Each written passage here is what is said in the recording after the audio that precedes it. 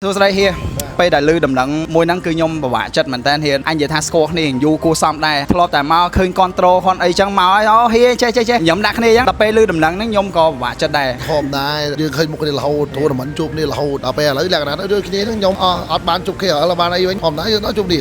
ដល់ពេលឥឡូវដល់ម៉ាច់មានណាមានម៉ាច់ណាមកទៀតបើយើង disband បាត់អូខេអញ្ចឹងសួរហ៊ាប្រហែលសំណួរតាក់ទងជាមួយនឹង team របស់ហ៊ាអញ្ចឹងហ៊ាពេលដែល team ហ៊ា disband ហើយដែលជាដាក់រ៉ៃ e-sport ហ៊ាមានអារម្មណ៍បែបម៉េចដែរហ៊ាពេល disband ចប់អារម្មណ៍របស់ខ្ញុំធម្មតាយើងនៅនឹង2ឆ្នាំកន្លះទៅ5 season ហ្នឹងអញ្ចឹងកន្លែងហ្នឹងគឺលក្ខណៈថាដូចជាកន្លែងដឹកគ្រួសារយើងមួយយើងអាសាជុំមុខគ្នាអ្នកទាំងអស់គ្នាធ្វើការមួយគ្នាអញ្ចឹងដល់ពេលឥឡូវសុកខ្ញុំ disband ចោលអញ្ចឹងតែអារម្មណ៍ថាប្រហែលថ្ងៃដំបូងដែលលក់ឯងលក្ខណៈថាសោកស្ដាយ team ដែលយើងខំបង្កើតហើយកន្លែងដែលយើងអាសាជុំជុំគ្នាទៅដល់ចង់និយាយថាយើងមិនប្រកួតទេជួនកាលយើងទៅដល់មិត្តភក្តិគ្នាអញ្ចឹងទៅដល់ជុំជុំគ្នាទៅដូចមិត្តភក្តិគ្នានិយាយលេងសើចចោលឡើងមួយគ្នាទាំងអស់អញ្ចឹងដល់ពេលខ្ញុំចេញពីហ្នឹងទៅដូចមានអារម្មណ៍យ៉ាងខ្លីមិនសោកស្ដាយ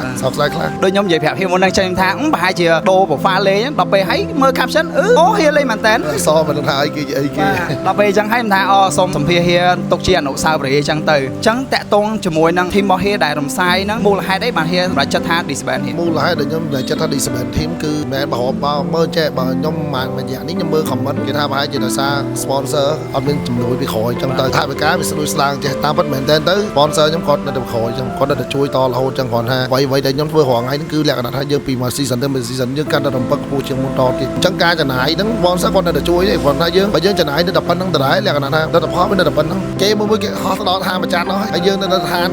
កដាអញ្ចឹងដល់ពេលអញ្ចឹងយើងចង់អាប់ដេតដូចគេប៉ុន្តែទី1ក្នុងសមត្ថភាពរបស់យើងទី2ធម្មតាក្រុមផ្សេងគាត់ចាប់ដើមអាប់ដេតតទៀតកីឡាករយើងក៏គាត់មានចិត្តរួងកើដូចគេអញ្ចឹងណាក៏មានកីឡាករខ្លះគាត់ expect ក្នុងថែអញ្ចឹងលក្ខណៈថាយើងនិយាយគ្នាទៅលក្ខណៈថាយើងពិបាកនឹងចាប់ចិត្តគាត់ខ្លះអញ្ចឹងដែរអញ្ចឹងហ្នឹងដល់ពេលអញ្ចឹងយើងកីឡាករយើងក៏ខោចកីឡាករហើយខ្ញុំធម្មតាទៅទូទៅបើកីឡាករណានៅមួយខ្ញុំទុកចិត្តគាត់ខ្ញុំធ្វើការមួយគាត់ខ្ញុំអត់ងាយដេញកីឡាករចឹងនិយាយស្មោះត្រង់ទៅហ៊ាបើដូចខ្ញុំនិយាយពីហ៊ាកន្លងមកគឺ team របស់ហ៊ាបើសិនជាចូលមក team ហ៊ាហើយគឺហ៊ាទុកដូចកូនចឹងដូចគ្រួសារតែមួយចឹងហើយពេលដែលខ្ញុំមកផ្ទាល់មែនឃើញចាក់ស្ដែងគឺហ៊ាទុកដូចកូនចឹងអ្នកផ្សេងដែលស្គាល់ហ៊ាដឹងស្រាប់ហើយមិនបាច់ចាំខ្ញុំប្រាប់បន្ថែមទេខ្ញុំបាក់ទួដែរនិយាយស្មោះត្រង់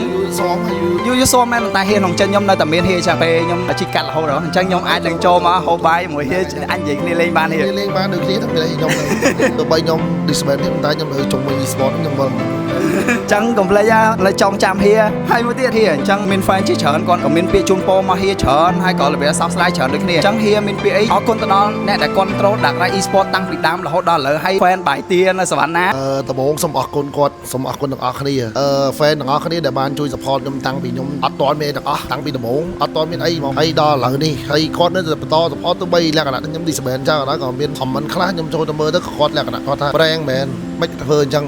គាត់ fan មួយទាំងមូលហើយមិនគាត់ទៅចោលគាត់ចឹងខ្ញុំឃើញ comment ទាំងអស់ហ្នឹងខ្ញុំនិយាយត្រង់លក្ខណៈថាសុកចង់យំមកហើយយើងក៏មិនមែនថានេះដែរលក្ខណៈថាយើងដល់ពេលមួយដែលយើងត្រូវលីអត់អាចតទៅមុខទៀតទេចង់បន្តតែវាមានកន្លែងមួយវាលំអាកយើងអាចទៅមុខបានហ្នឹងមែនទេទៅខ្ញុំអរគុណដល់ fan ហើយទី2អរគុណ sponsor ខ្ញុំព្រោះគាត់ហ្នឹងហើយដូច legend ចឹង legend ជាមួយនេះខាងលើខ្ញុំហ្នឹងអស់គាត់ជួយខ្ញុំ4 season ប៉ុន្តែគាត់នៅតែបន្តជួយខ្ញុំដដែលគាត់ថាអូខេខ្ញុំ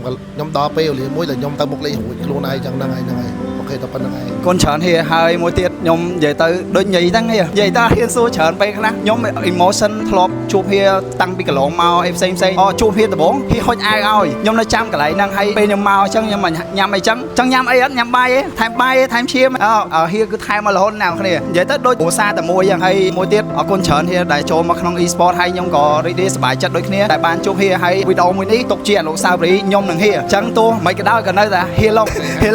ងដាក់រ៉ៃ e-sport បើសិនជានឹកហ៊ាចង់មកលេងអីកុំភ្លេចបាយទានៅសវណ្ណាអរគុណច្រើនហ៊ាអរគុណច្រើនបាយអត់